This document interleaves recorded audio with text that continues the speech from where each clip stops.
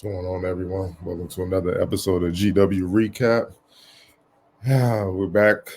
Sorry, I've been away for so long, but it's been a busy last few weeks. But I'm back, and GW, uh,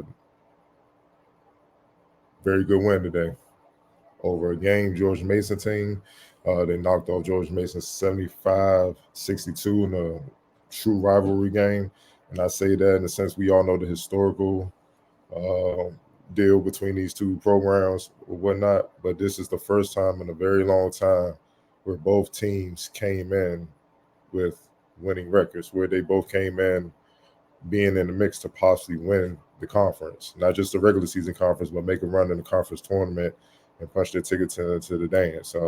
That's how impressive both teams have been thus far this season. So they added even more emphasis to this rivalry on top of, the usual them being in the same conference and whatnot, and the local ties between the players and both coaching staffs.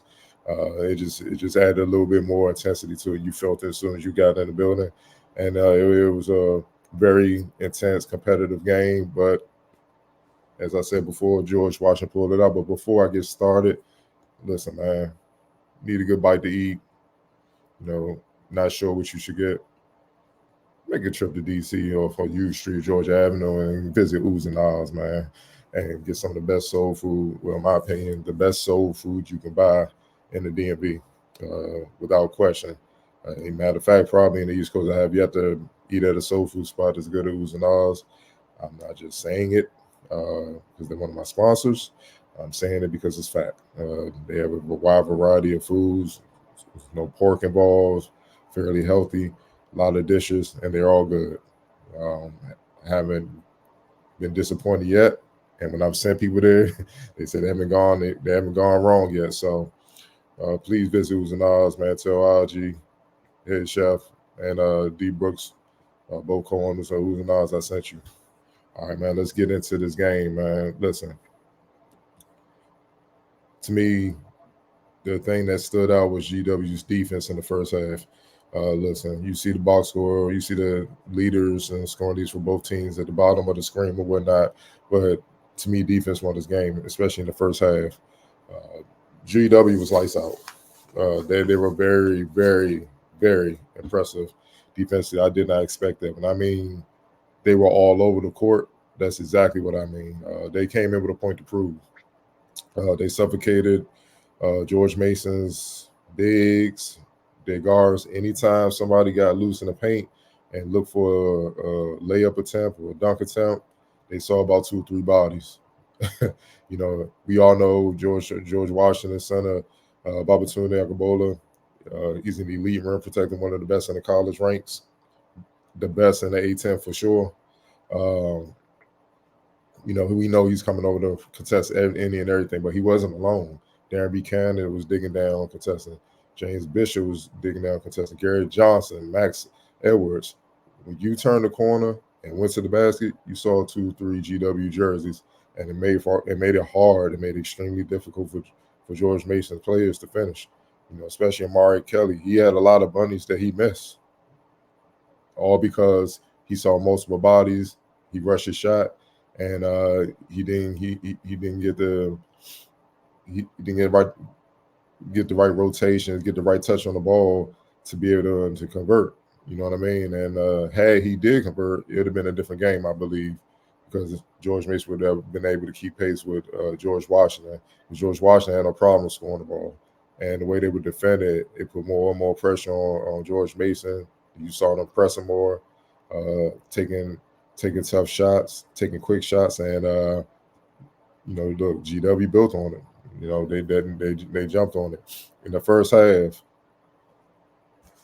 GW held George Mason to 7 of 31 shooting from the field, 2 of 12 from deep.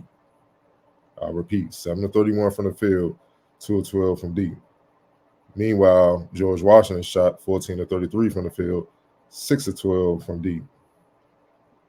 To me, that was a ball game. That's how they led 37-24. That's how they jumped out to a big lead. I think they started the game 8-0 and didn't look back.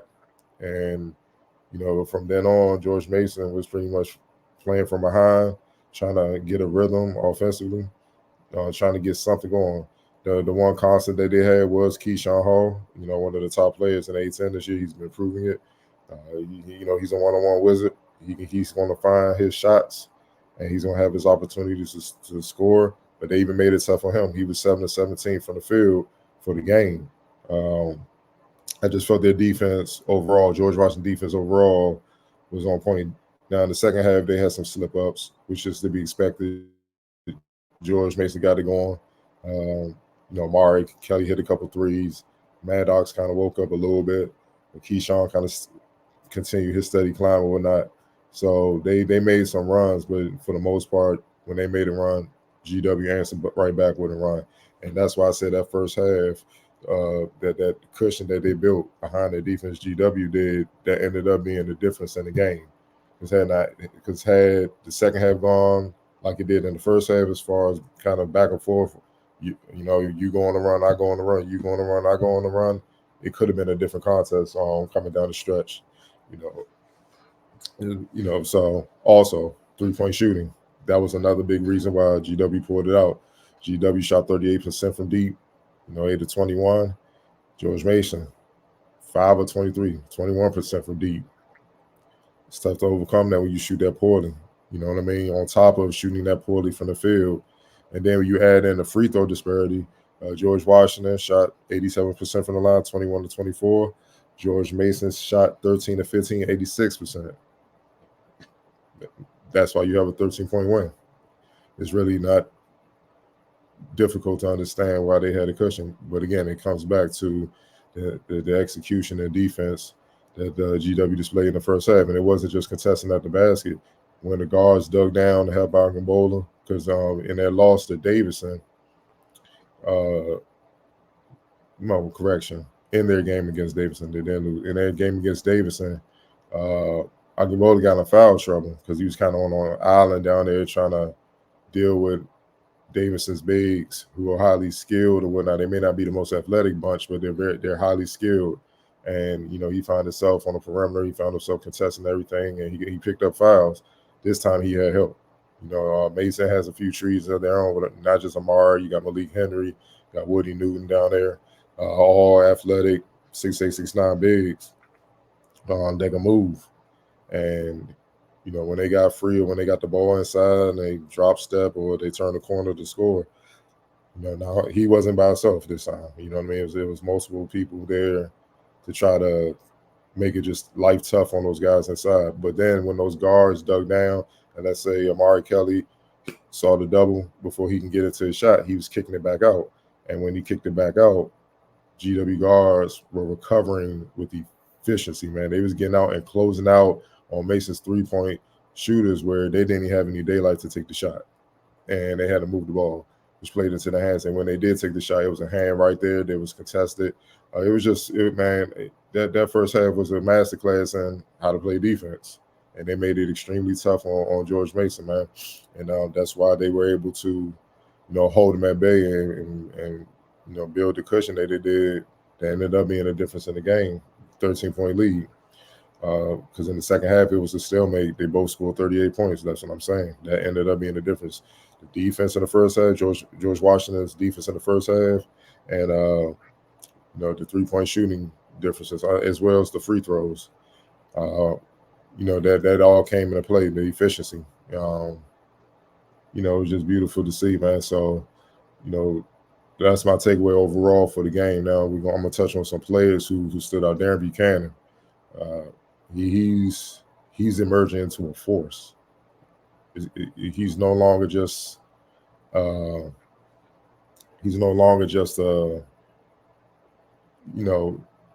standout rookie, so to speak. Very sure freshman. He's no longer just a standout very sure freshman that can come in and pretty much give you a double-double at will. He's becoming a force. It's becoming consistent that you can count on between 15 to 20 points a game, close to 10 rebounds, between 3 and 5 assists, couple steals, couple blocks, man. He's becoming efficient, man. And the thing I love about this kid, man, he loves the moment. He doesn't shy away from the moment. He wants it. And it shows time and time again. Like right here he is, sealing the game with this dunk. He's been huge for George Washington, very, very much so. He's not a surprise to us that watched him come up through the ranks in high school at Wilson High School. We know what he could do. We know what he brings, his versatility, his combination of athleticism and strength with his size and skill. It's just a hard matchup. Man, if you put a big on him, he's too quick and skilled. And if you put a small on him, he thrives in the mid and low post. I haven't seen anyone stop him yet. And like he literally thrives on that, man. When he gets there, he's pretty much money. He gets a basket, or he gets to the free throw line, or he gets both. There's no other way of putting it. You can't. He hasn't been stopped yet, so I'm not sure if anyone is out there that can stop him in the A10. Just being honest, man. And he's been a monster. Finished with 21 points. Game high, 9 to 13 from the field, 2 2 from deep, 9 rebounds, 3 assists, 2 blocks, and 1 steal in 31 minutes. That's what I'm talking. That's what I'm saying, man. He's getting it done. He's getting it done. No question, he should be on the all-rookie team. That's a given. The question is he going to be on one of the all-A10 teams? In a way, if he keep playing like he is, he most definitely will. Because if he keep playing like he has been, that means GW will be racking up wins, and they will be at the top of the league as far as winning the regular season championship and possibly winning the conference championship and getting back to the tournament for the first time in a few years. Well, more than a few years. I think last time they won the tournament was 2014, pretty much a decade. So, we're going to see how they go. Obviously, James Bishop, what more can you say about James Bishop? That's what he does. You know what I mean? 20 points, 8 to 10 from the line, 6 rebounds, 2 assists. I call him the A10 James Harden for a reason, not the negative. So I'm just talking about his game, his ability to dominate, scoring the ball, and facilitating. It's no one really on his level in the conference that can do both and destroy a team doing both at any given time, depending on what the team needs. That's what makes him special, man. On top of being a 3-level scorer and having range all the way out to NBA range, where you got to guard him. He's just a tough guard. So, he did what I expect him to do. You know what I mean? That's what a player of the year caliber player should do. Always produce like that. Max Edwards had a bad night shooting the ball. He was 2 for 11. Got to the free throw line, made all his free throws, 6 for 6, 10 points. But he did his thing on the boards. Read him out on the 7.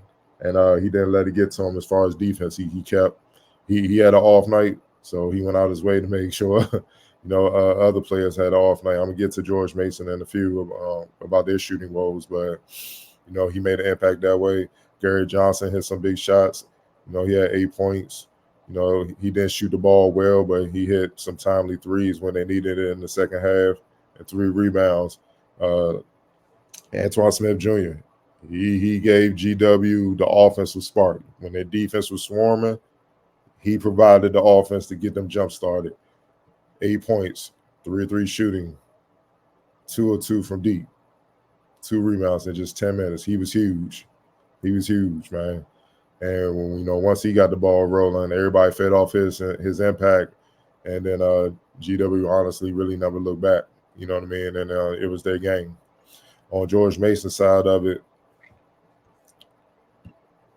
look, Keyshawn Hall, like I said, he's a one-on-one wizard. He's going to find a way to put the ball in the hole. He's a tough guy to keep down. He was 7 to 17, 19 points, team high, 9 rebounds. He's a crafty rebounder as well. He gets after it on the boards, man. He finds a way.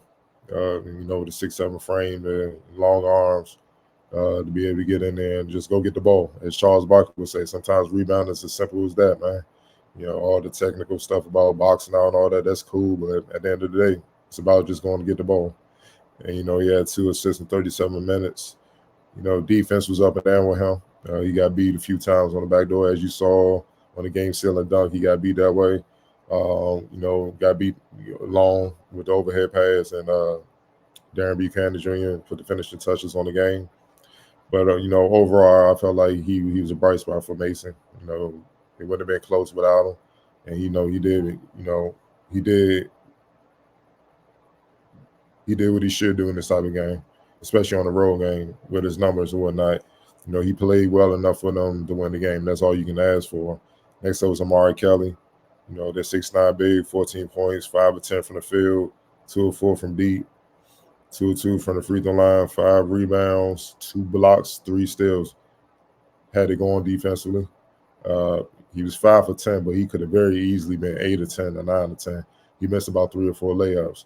And had he made those, which he's fully capable of making them, it's a different ball game. And GW has to adjust down the stretch because it's a close game at that point. Let's say he made those other 4 shots, he was 9 of 10. That's 8 more points on the board, late. And GW's only up 5. Then you get into the free throw battle. So it's a whole different type of strategy down the stretch that could have went in Mason's favor.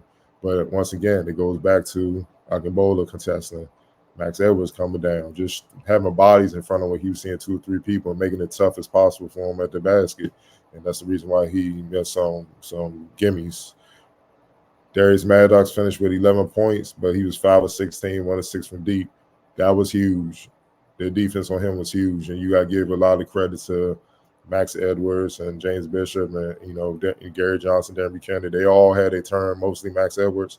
They all had a turn depending on, switches and pick and roll coverages or rotations and whatnot. But, he's struggling. And that was a big one because he's their main consistent three-point shooter. Maddox is. He comes in averaging 12. He fell 1 point below his average, but he shoots 41% from deep. He spreads the floor. And when you 1 for 6, shrinks the floor. Defense don't have to honor it. They closed out on him well. They didn't put the ball on the floor. Most of his shots that he made were mid-range jumpers. He got free 1 time from deep, and obviously he made that, but they kept him in check fairly well, man. Didn't let him get loose, and he's capable. I feel like Keyshawn Hall is obviously their best scorer. But Maddox is right there. He can heat up. He can get you anywhere between 15, 20. Look, he had 11 points, and he was very off tonight. And look, you got to tip your head off to George Washington. They did an excellent job of containing him. Ronald Polite came in averaging 9 points, fairly efficient, 44, just under 45% from the field, 35% from deep, 95% from the free throw line. 24 minutes. He had 3 points. He was 1 of 5 from the field, 0 of 3 from deep, 1 of 2 from the free throw line. Had 4 assists though, led the team and 3 rebounds. They kept him in check. He was pretty much a non-factor throughout the game. When you're starting in floor general, only has 3 points. He doesn't shoot. He shot 20% from the field.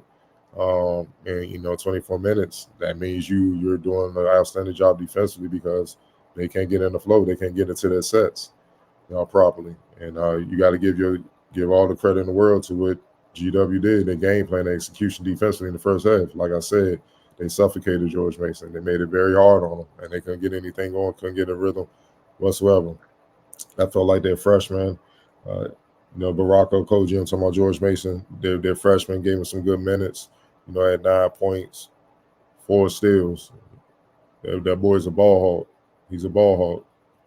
It's not often you see James Bishop get ripped, and he ripped him clean at half court, took it all the way, and got the basket. So, he was locked in defensively.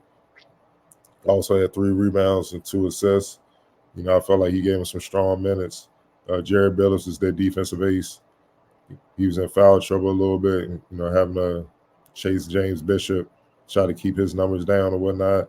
Under the circles, I feel like he did a fairly decent job. James Bishop capable, man. He can get you up there. He can light you up. So he, kept him at bay just enough where they did have their chances. But like I said, they couldn't hit shots. He had 6 points, 3 steals, 6 rebounds, 2 assists, but he was 1 for 5 from the field. Like a lot of his other teammates, they just can't even buy a bucket. And came back to bite him at the end. And for the most part, that was it. GW just played an excellent ball game, from start to finish, and they led from start to finish. In the second half, Mason woke up, so to speak, and made it a game, man. So George Washington draws first blood in this rivalry game. I believe they play February 13th, I believe. in their next matchup. Obviously, they have a few games before then. Yes, George Washington travels to George Mason. They played on February 13th at 7 p.m. So George Mason have an opportunity to tie the series and get them back, so to speak. But it's one game at a time. I'm pretty sure both coaching staffs are telling each other that, telling their players that, keeping them locked in on the next one. So we'll see how it goes. But I appreciate you all for joining me once again. I try to keep these coming. This is conference time. This is money time. The season's quickly coming to a close, so I'll keep you updated on everything George Washington and what's going for, and other A-10 teams as well, man. So stay with me, keep it locked here, Finest Magazine. I shall see you guys soon. Also, get over to finestmag.com, see the latest content, latest in DMV hoops at all levels, NBA, college, high school, or whatnot. Follow Finest Magazine on IG, follow Finest Magazine on Twitter and Facebook. Subscribe to Finest Magazine on YouTube. Again, thank you for your support. I'll see you guys soon.